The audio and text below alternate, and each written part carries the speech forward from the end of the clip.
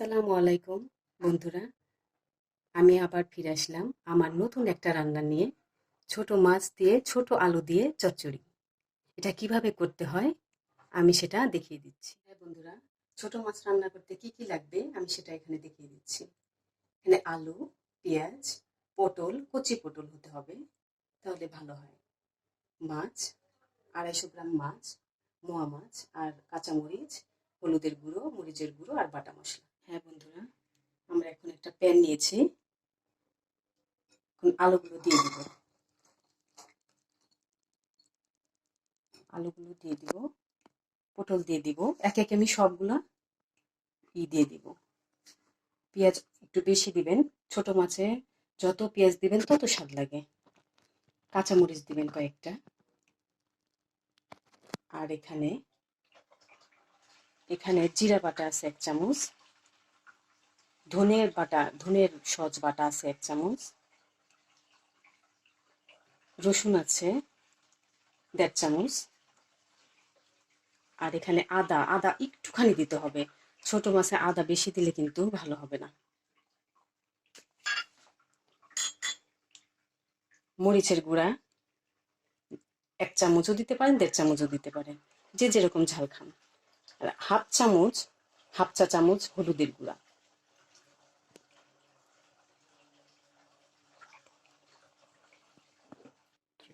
স্বাদ মতো লবণ। আর তেল দিতে হবে এরকম হাত দিয়ে 3 বার। তেল একটু বেশি হলে ভালো হয় ছোট মাছে। এখন আমি এটা মাখাবো, সুন্দর করে মাখাতে হবে। এটা এমন করে মাখাতে হবে যেন দেখে মনে হয় এখনই তরকারিটা হয়ে গেছে। ভালোভাবে মাখাতে হবে। হ্যাঁ বন্ধুরা, দেখুন মাখানো হয়ে গেছে। আর পটলটা কিন্তু বেশি দেওয়া যাবে না। আমি 3টা পটল নিয়েছি, অল্প দিতে হবে, বেশি দিলে স্বাদটা কিন্তু এরকম হবে না। দেখেছেন বন্ধু, হয়ে গেছে। আমি এখন মাছগুলো দিয়ে দিব।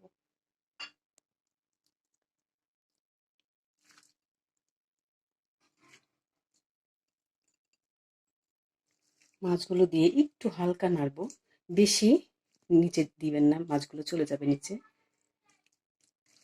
হালকা একটু মশলা দিয়ে মাখিয়ে নিলাম। তারপর এটা পানি দিয়ে দিব।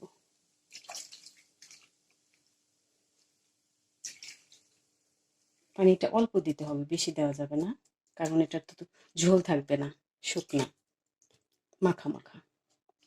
হ্যাঁ হয়ে গেছে বন্ধু, এখন আমি চুলায় বসিয়ে দিয়েছি। এখন এটা জাল হবে। পানিটা যখন শুকিয়ে আসবে তখন আবার ফিরে আসছি। দেখি বন্ধুরা, তরকারিটা কি অবস্থা হয়ে যাচ্ছে। আর একটু পরেই হবে। এই অবস্থায় কিন্তু নাড়া দেওয়া যাবে না। নাড়া দিলে মাছগুলো ভেঙে যাবে। এরকম করে পাতিল ধরে নাড়া দিবেন। তারপর পানিটা আর একটু শুকিয়ে আসবে, তারপর আমরা চুলাটা বন্ধ করব। হ্যাঁ বন্ধুরা, দেখুন তরকারিটা কিন্তু হয়ে গেছে। দেখুন ঝোল কিন্তু নেই, হালকা আছে। ওই হালকা মাখা মাখা থাকলে একটু ভালো লাগে। বেশি ঝোল যদি শুকিয়ে, অনেকে খায় একদম পোড়া পোড়া লাগে নিচে, এরকম খাই, কিন্তু আমি ওরকম খাই না। আমি একটু থাকলে নামিয়ে ফেলি। এখন আমি পরিবেশন করব।